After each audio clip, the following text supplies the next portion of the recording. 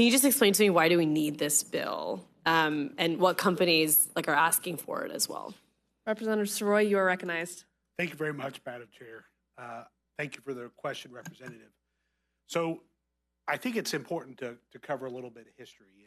And since you asked the question, it gives me entree to provide that. In 2011, the Space Shuttle program ended. And that's an important milestone in American history in the context of human space flight. Because up until that point, you had a government vehicle with a government crew launched by government assets on a government mission, or it was a contract that the government was executing, perhaps on behalf of a private company.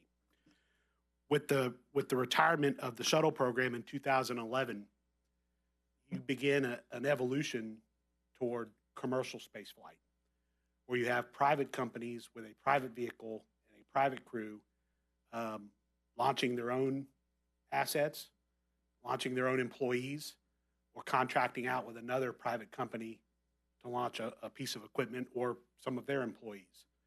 So you've really seen this this evolution in the industry. And what this bill does is it recognizes that we have commercial operators operating in this space now, providing these services. And this bill is an effort to make sure that coverage exists, because spaceflight has inherent risks associated with it. It is not to the point yet where, today we have commercial flight. We can go get on a plane, we can go somewhere, buy a ticket and go somewhere. But one day we're gonna be at that point with commercial aerospace. So this bill is in recognition of the evolution of the industry and the fact that we're launching private crews on civilian missions, and they're not government crews. Thank you, Representative Soroy. Representative Eskamani for a follow-up. Thank you so much, Chair. I appreciate the explanation. So my understanding is that those who are in the crew, they're signing some sort of waiver that if they are impacted, God forbid they're not, but if they were, they're signing some sort of waiver. But what your bill does is expand it to employees. Is that a correct interpretation, or can you maybe walk me through that? Because that's an area of just clarity I need. Representative Soroy, you're recognized. Thank you, Madam Chair. No, that's not correct. What we do in this bill is that we align Florida's definition of crew with the federal definition of crew. Representative Eskamani, you have thought? I do. You're recognized. Okay, so what is that federal definition of crew? Madam Chair. You're recognized. Just one moment. At your leisure. If I can, and I have a definition actually, if I want to share that too, Chair. Okay, because my interpretation of the federal definition of crew is that it means any employee, contractor, or subcontractor who works on anything related to launch or reentry operations, so that the word crew does expand it to other employees, contractors, and subcontractors, because that's how I interpreted the federal definition. But I'm curious if you have a different one. You're recognized, Rep. Soroy. Thank you. I'd want to compare notes with you, Representative Eskamani, but I think we're looking at two different portions of federal code. What I'm referring to is the FAA distinction of what is an astronaut versus what is a crew. And we're bringing the two in alignment in the context of Florida law. Another follow-up if I can, Chair. If that's You're okay. recognized. Thank you. Okay, let's walk me through the immunity piece, because my understanding is that the immunity would also apply even if there's negligence. Could you clarify that for me? Representative Soroy, you're recognized. Thank you, Madam Chair. So as I'm sure you can imagine, there's quite a bit of paperwork that needs to be done if you're going to ride a vehicle to orbit. Part of that process includes the informed consent, piece of paperwork that says there are inherent dangers associated with spaceflight. Do you acknowledge that? My bill does nothing to affect negligence or any workers' compensation policies that may be in place. Members, any further questions? I'll ask one more. Representative Eskamani. I appreciate that. That might be my last one, but I'm just curious, have there been any lawsuits filed at all? Why isn't the current process working? If it's not going to expand it, then don't we already have a system in place? And why do this? Are there any lawsuits that are pending that we're trying to, counter or comment on? You're recognized, Representative. Thank you, Madam Chair. So we lost Ed White, Gus Grissom, and Roger Chafee in Apollo 1, which caught fire on the launch pad. That was a government mission. We lost the Space Shuttle Challenger and the 7 crew members on board. 1984, 1985. And then we lost the 7 members of the Columbia crew when that vehicle disintegrated over Texas. So again, this bill speaks, I think, to the evolution that we're seeing in the industry and recognizing the fact that spaceflight has some serious risks associated with it. And that in the future, God forbid, we're confronted with a situation where these are private people, private employees that are being transported on these vehicles, and they're signing up and understanding the risk that it's associated with it. So this bill is an acknowledgement that private citizens now are going to space. They're not government employees. They're not members of our armed forces, which traditionally, when you think about the right stuff, those were all test pilots that were part of our armed forces that signed up to be a part of this. And I'd be remiss, and I understand the point that you're making, but I also think there's a broader issue here, is that if we're going to continue to make progress in this field, in this industry, in the technology and the sciences that are associated with human spaceflight, Florida law is going to continue to have a lot of catching up to do in that regard. And I think that, realizing that you had John Young, who landed on the moon, an astronaut, celebrated astronaut. I think there's a road named after him in your neck of the woods, Representative Eskamani.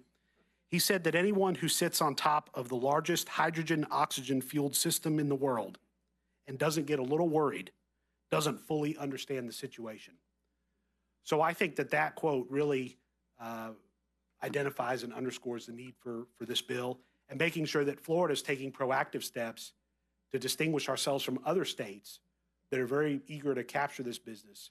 And we want to make sure that we're creating a good environment where everything is disclosed, up front. Representative Eskamani, you're recognized. Thank you for that explanation. And I think the staff analysis is partly where some of my reinterpretation of crew comes from, because on page 3 of the staff analysis, it defines crew, and it says crew means any employee of a licensee or transferee or of a contractor or subcontractor of a licensee or transferee who performs activities in the course of that employment directly relating to launch, reentry, or other operations. So my interpretation, even just based on the staff analysis, that's not just the astronaut. And so if the intention is to just focus on the astronaut, I don't know if that federal definition is, maybe the staff analysis is off, and we can, revisit that. But my interpretation of the federal definition of crew seems to be the one in the staff analysis. I just want to flag that. And if you have a comment to that, I'll take it too. I have no further comment, Madam Chair. Thank you. Great. Members, any further questions? Do we have any amendments? Seeing no amendments, we will move into public testimony. Jason Oberlink from Florida Rising waves in opposition. Emmanuel Tormes from Boeing waves in support. Jeff Sharkey, representing SpaceX, waves in support boldly. Sabrina Sandifer White wishes to speak.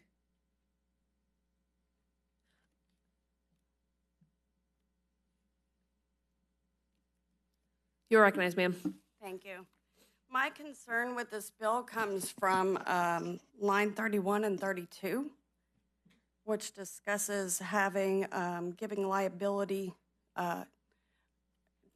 basically the same liability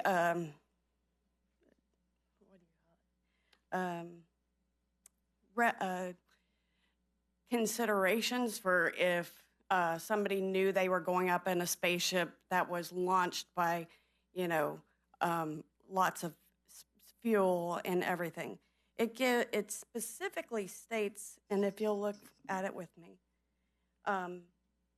the term also includes a manufacturer or supplier of spaceflight components, services, or vehicles.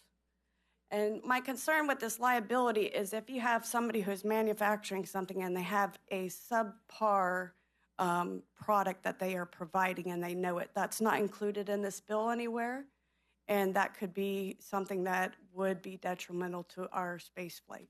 So while I'm all for, reaching the moon and everybody getting their chance to go to the stars, I don't want people to be left in the dark because they're on a system that's just getting thrown together by manufacturers. Thank you very much. Thank you for being here with us today. Is there any further public testimony? Seeing none, members, we will move into debate. Is there any debate on the bill? Representative Lopez, you're recognized in debate. Thank you, Madam Chair. Thank you so much, Representative Soroy, for being so forward-thinking. So much is changing in the field of aviation, and I think this is going to get us prepared for what I know is coming, even though it's hard to believe.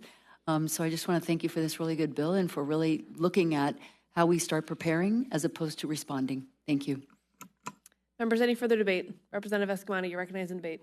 Thank you so much, members. And I love space. I know you love space too. And so I do appreciate what the intention is in trying to, ensure that like astronauts understand the risk and that risk is clear. But just going back to my questions, I feel like the way the bill's written is that it's not just astronauts. And there's a difference between passengers and employees at the end of the day. Employees have to be there. And I would assume that our workers' comp, as you noted, covers cases when employees are injured or killed on the job. And my concern is just the current definition of crew being used seems to almost eliminate some of those workers' comp protections, and they're already very weak in Florida. And so perhaps the next bill stop when it comes to the floor, there'll be some more clarity for me on that. But I think for now, just because of my concerns about the notion that crew seems to expand it to other individuals that are not actually riding the craft, I just don't feel comfortable supporting it until I get that clarity. Thank you, Chair. Members, any further debate on the bill? Seeing none, Representative Soroy, you're recognized to close. Waiving close. Margarita, please call the roll. Representatives Andrade, Yes. Arrington, Yes. Bankson, Yes. Basavi, Yes. Edmonds, Eskamani, No.